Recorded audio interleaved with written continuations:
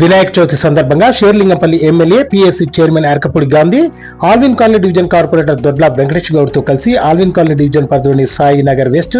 Tulasi Nagar phase 1, Tulasinagar phase 2, Allwyn colony Nallapochamma దేవాలయం, Kakatiya Nagar, Venkatapapaiah Nagar, Allwyn colony phase 2, Chandramma colony, Maremma Nagar, Mahatma Gandhi Nagar, Janmabhoomi colony, Subhash Chandrabose colony, Indra hills, Ashanagar, Srivanam కాలనీలలో కాలనీవాసుల ఆధ్వర్యంలో ఏర్పాటు చేసిన వినాయక మండపాలను సందర్శించి గణేష్ పూజా కార్యక్రమాల్లో పాల్గొన్నారు. అనంతరం వినాయక కమిటీ సభ్యులు ఏర్పాటు చేసిన అన్న సమారాధన కార్యక్రమాన్ని ప్రారంభించి వారి చేతుల మీదుగా భక్తులకు అన్నప్రసాదాలు వడ్డించారు. ఈ కార్యక్రమంలో నాయకులు, భక్తులు, మహిళలు, వినాయక కమిటీ సభ్యులు, కాలనీవాసులు తదితరులు పెద్ద సంఖ్యలో పాల్గొన్నారు.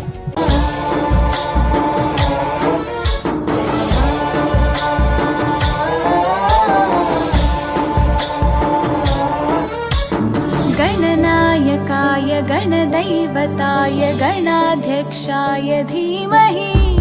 गुणशरीराय गुणमण्डिताय गुणेशानाय धीमहि गुणातीताय गुणाधीशाय गुणप्रविष्टाय धीमहि एकदन्ताय वक्रतुण्डाय गौरीतनयाय धीमहि गजेशानाय भालचन्द्राय श्रीगणेशाय धीमहि एकदन्ताय वक्रतुण्डाय गौरीतनयाय धीमहि गजेशानाय भालचन्द्राय श्रीगणेशाय धीमहि।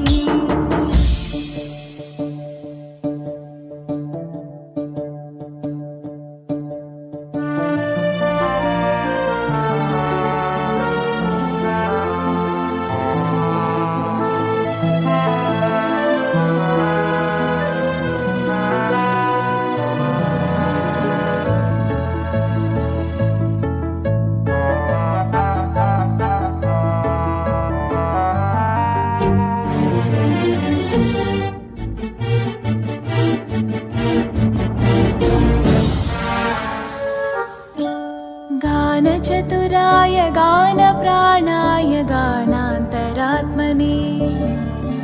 गानोत्सुकाय गानमत्ताय गानोत्सुकमनसे गुरुपूजिताय गुरुदैवताय गुरुकुलस्थायिने गुरुविक्रमाय गुह्यप्रवराय गुरवे गुणगुरवे गुरुदैत्यकलक्षेत्रे गुरुधर्मसताराध्याय गुरुपुत्रपरित्रात्रे गुरुपाखण्डखण्डकाय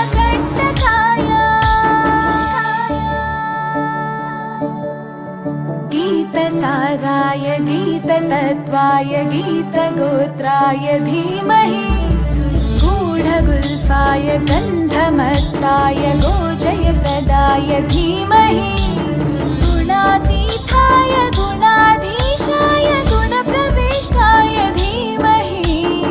एकदन्ताय वक्रतुण्डाय गौरीतनयाय धीमहि गजेशानाय भालचन्द्राय श्रीगणेशाय धीमहि एकदन्ताय वक्रतुण्डाय गौरीतनयाय धीमहि गजेशानाय भालचन्द्राय श्रीगणेशाय धीमहि।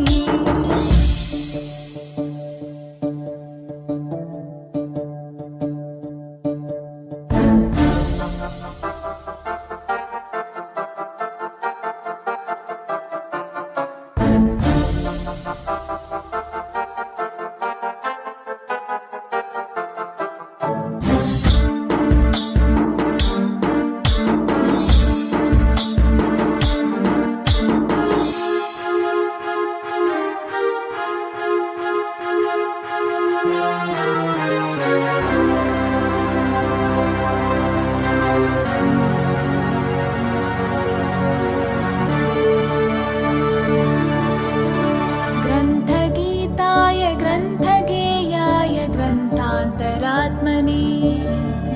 गीतलीनाय गीताश्रयाय गीतवाद्यपटवे ध्येयचरिताय गायगवराय गन्धर्वप्रियकृपे